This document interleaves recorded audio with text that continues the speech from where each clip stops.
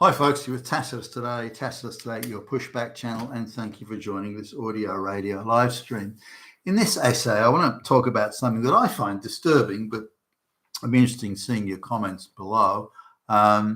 It's how online there's various, or one organisation at least, I think there's more, that collates everything about you that you've ever posted on the web, online, you've ever posted online, including like if it's say your CV in a job board, or it could be postings you've made, say on a political opinion forum, or anything you've posted online at all, and they go down to sort of various details. So let's suppose you're using a pseudonym on some sort of a forum, you call yourself, I don't know, Billy Bob or something on the forum, but you post somewhere else a year later, year before, 2 years later, you mention to somebody what you think's a private conversation on another forum, where you say, I use the handle Billy Bob on such and such a forum. This search software will pick that up, and they go, okay, now we know that he's called Billy Bob there.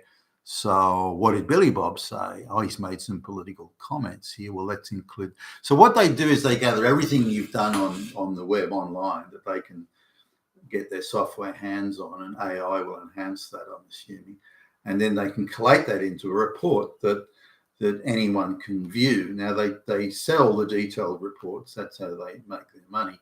But they do the summary or the overview reports, and that's available online. And I think you get 10 or something for free before you have to pay any fee at all, but it's not an expensive amount.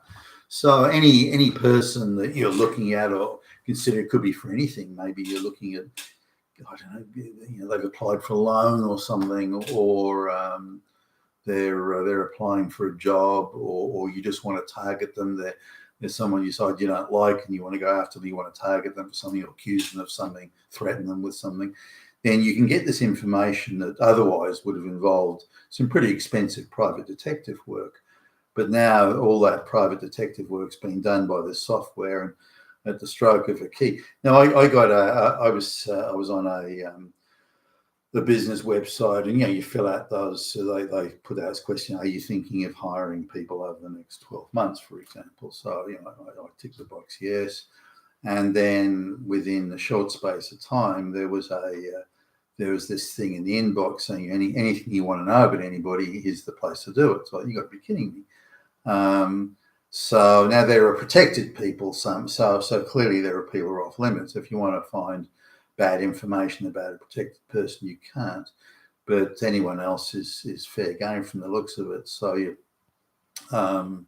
So I clicked on something at random that I was like doing at the time, and I thought, oh no, I'll ask about Billy Bob, and whoa, fuck! Up comes this report in a flash, and it's about Billy Bob, and it says, okay, Billy Bob's based on his online postings, Billy Bob's 41 years old. He's had 8 jobs, an average duration of works. These are the colleagues that he's had. These are the roles that he's had. The average income for these roles was. He's also on.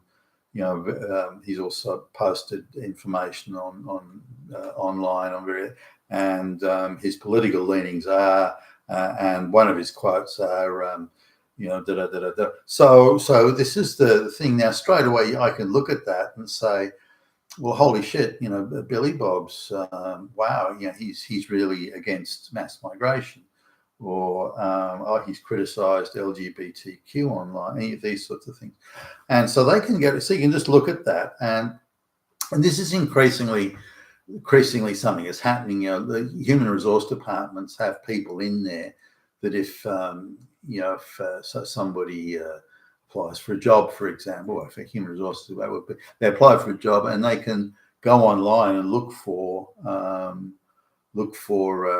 your online footprint, just to see whether you're against LGBTQ propaganda, or you're trans, or even you're commenting on these things.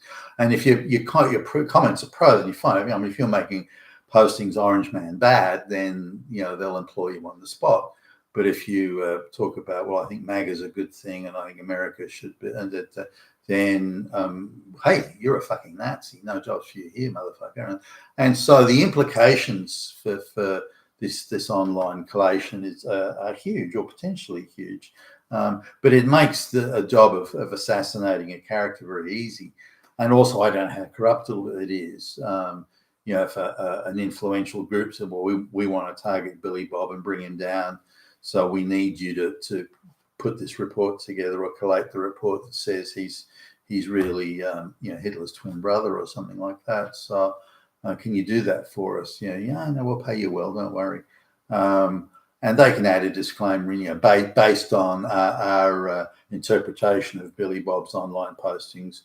We can say that he's Hitler's twin brother, and so that's in there. And next thing you know, they go, oh, well, look at this, Hitler's twin. Oh, that's it. Send round the FBI, arrest the motherfucker. So it can be open to I would think terrible manipulation, also extortion. Go up to someone, hey, look, we're going to say that you're that you're a transphobe, but give us $500 and we'll make that go away from our report. So there are a lot of concerns I have about how this would be used. But the material point about it is that once you start posting things online, particularly if it's in your own name or some identifiable handle, then the argument is that information, you have now no say over how that information is used or how it is interpreted, or how it will be employed to your disadvantage, all these sorts of things. And that's a bit of a problem. But it's only one way. If someone's making very pro-trans things, very pro-LGBTQ, they're saying Orange Man bad, then they're wonderful citizens. They're upstanding citizens if they do that. So it's also a bit like this Google AI. It's also something that's targeted very narrowly in one ideological direction and with one ideological purpose. It doesn't appear to be, as far as I can tell, at least impartial.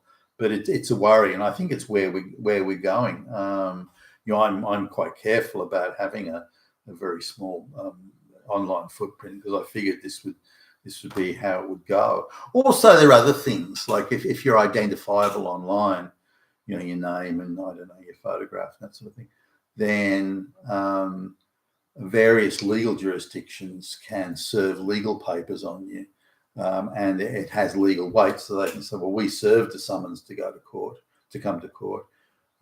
We served a summons on that, and it doesn't matter whether you look at this site once a year or once every 1,000 years. They can legally say this is the equivalent of posting it to your current residential address. We've served legal summons to court. We've served the legal papers on you. We've done our job. Well, we now don't have to be concerned. Everything now goes into automatic administrative escalation. So we send you this thing. If you don't see it, or you didn't log in, or you didn't, that's not it. Legally, we have served it on you. So they only have to prove that site is, or that address, as in online electronic address, that's you. Whether you haven't used that site, consent, approval, or anything at all, can use it to give themselves advantage and to put you in a position of disadvantage. So it's something that really requires a lot of thought, and I think it requires a lot of legal protections, or should do. You've been a Tassus today, your Pushback channel, and thank you for listening.